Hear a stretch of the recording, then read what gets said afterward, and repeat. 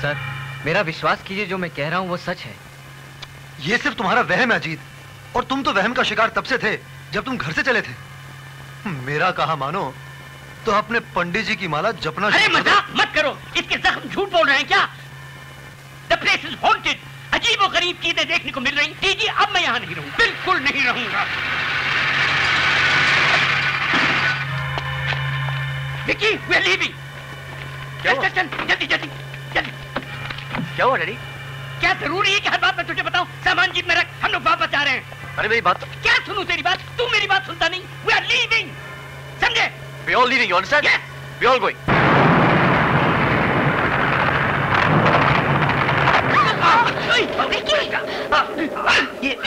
ये भूचाल।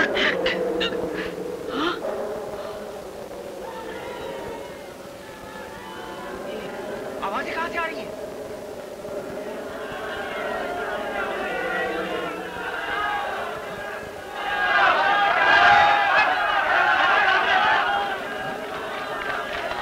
तू नहीं जाएगा।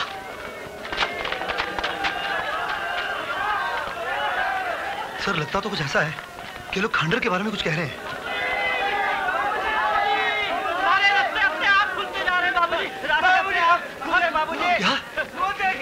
फिर तो अपना काम हो गया सर, चलो जल्दी चले। मैं जाऊं इनके साथ? विकी प्लीज, तू मत जा। नहीं। बाबूजी, बाबूजी, वो देखिए बाबूजी, वो देखिए, वो खड्डा खुद ब खुद बन गया। पता नहीं कैसे बन गया। वो देखिए उधर देखिए, वो एक खड्डा उधर भी है और वहां भी। महेश, तुम दो आदमी लेकर उधर से चलो। चल रहे बच्चों, चलो और तुम लोग वहां से जाओ। और इधर इधर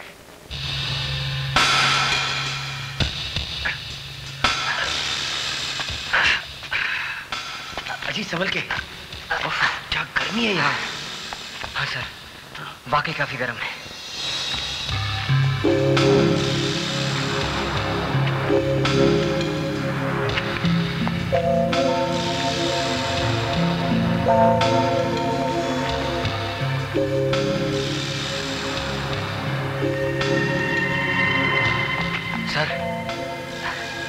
सर नीचे जाने का रास्ता।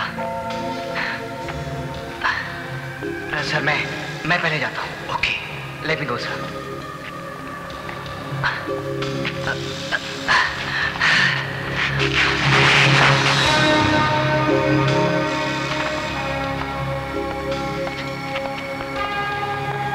Oh my God,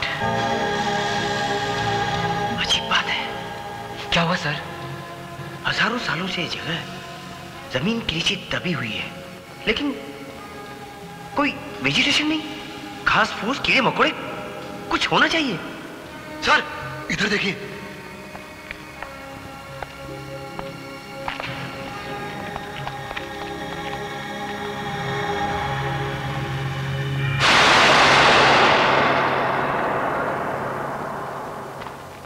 oh my God, ये तो वही है जिसके फोटोग्राफ हमें किशोर ने भेजे थे।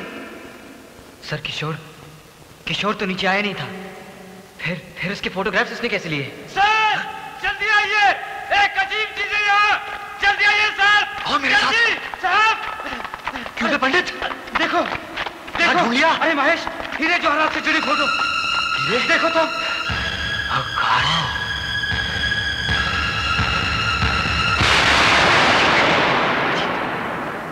ये तस्वीर मेरी जिंदगी की सबसे बड़ी खोज होगी, मेरा सबसे बड़ा अचीवमेंट। इस तस्वीर के बारे में अगर सब कुछ पता चल जाए तो सारी दुनिया के लिए एक चौंका देने वाली बात होगी। चलो चलो हम चारों तरफ सर्वे करते हैं।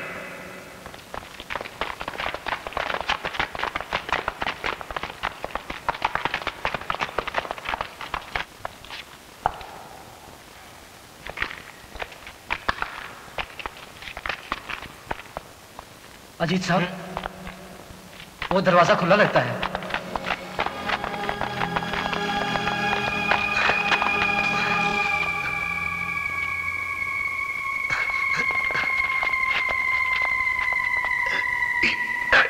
चल जापानी चल। हाँ धक्का लगाओ।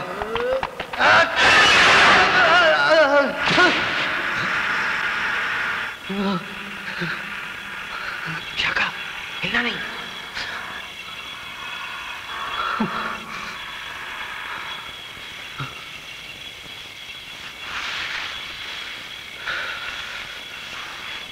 खंडरों में तो थोड़ी हरकत पर ही सांप काट लेते हैं, पर ये तो। अजीत बाबू, ये अपना जापानी है। अगर सांप इसे काटता तो खुद न मर जाता। देख महेश, झगड़ा मत करो। ये महसूस करो कि यहाँ इतनी ठंडक क्यों है, जबकि ये जगह काफी अंदर है। यहाँ तो गर्मी होनी चाहिए, और यहाँ घास फूस भी है और सांप भी।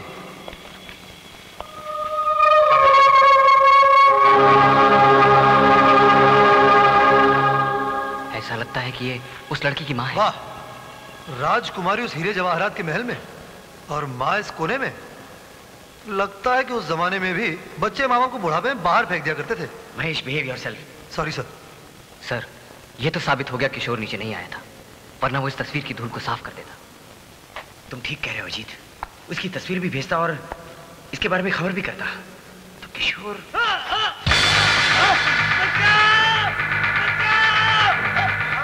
अरे पंडित, कहाँ हो तुम?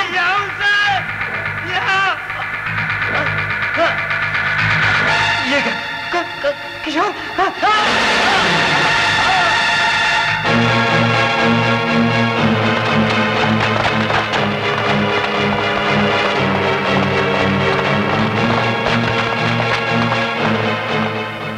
किशोर। लगता है ये बेवकूफ भी पंडित की तरह बगैर देखे नीचे आ गया होगा। महेश।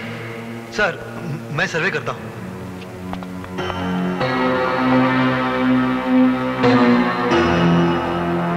सर, सर, ये पन्ने, आई थिंक ये सब एक ही किताब के होंगे।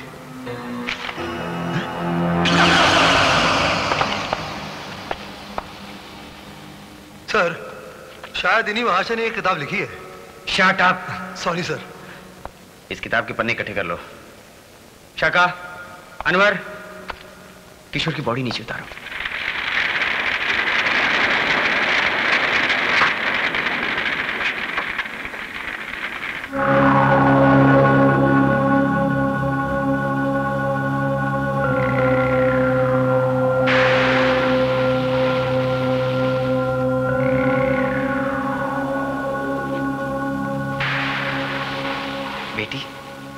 तुम्हें तो संस्कृत आती है, इसमें जो कुछ भी लिखा है वो हिंदी में बताओ। मैं संग्रामगढ़ का राजगुरु ये पुस्तक लिख रहा हूँ। लिखने का कारण ये है कि संग्रामगढ़ का राजगुरु होने के नाते आने वाली पीढ़ियों को मैं ये बता सकूं कि संग्रामगढ़ की बर्बादी का कारण एक भटकती हुई आत्मा है, और वो आत्मा है राजकुमारी सूर्यलेखा की। राजकुमारी सूर्यलेखा को इसलिए राजगद्दी मिली कि पहली बार राज्य में राजमाता की कोख से किसी राजकुमार ने जन्म नहीं लिया। राजमाता की हुकूमत में प्रजा इतनी खुश थी कि उन्होंने राजकुमारी को भी महारानी के रूप में खुशी से स्वीकार कर लिया। मगर राजकुमारी को शुरू से ही पुरुषों से घृणा थी, और ये घृणा इस हद तक थी कि उसने कभी विवाह न करने का निर्णय ले रखा था। मगर वंश को आगे बढ़ाने की चिंता में राजमाता हर समय बेचैन थी, और सूर्यलेखा विवाह न करने पर अटल। राजमहल में कोई यह नहीं जानता था कि सूर्यलेखा हर प्रातःकाल कहाँ जाया करती थी। ये राजमाता को भी मालूम नहीं था।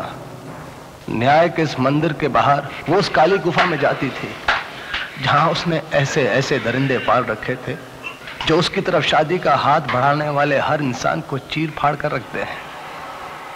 लेकिन मुझे पता चल गया, और यह दृश्य मैंने राजमाता को दिखाया कि सूर्यलेखन ने न केवल दरिंदे पाले थे, पर नरभक्षक और खूनी चीते भी पाले थे। इस राज्य का शुभचिंतक होने के नाते मैंने राजमाता से यह खूनी खेल बंद करने के लिए कहा। रुक जाओ सूर्यलेखा, जिस व्यक्ति को यहाँ की प्रजा, राजगुरु और हम तुम्हारे लिए चुनेंगे, तुम्हें उसी से विवाह करना होगा, और उसकी कोई परीक्षा नहीं ली जाएगी। ये हमारी आज्ञा है। और हमने तुम्हारे लिए एक राजकुमार भी पसंद कर लिया है, और वो है राजगढ़ का कुंवर अमर सिंह।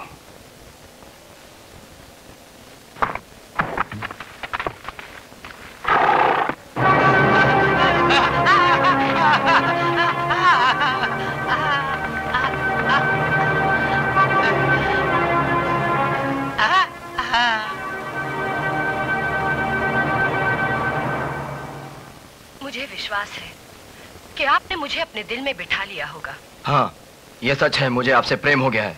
प्रेम को तपस्या और पुरुष को परीक्षा की कसौटी पर परखा जाता है, लेकिन राजमाता की आज्ञा है कि आपकी वीरता की परीक्षा ना ली जाए।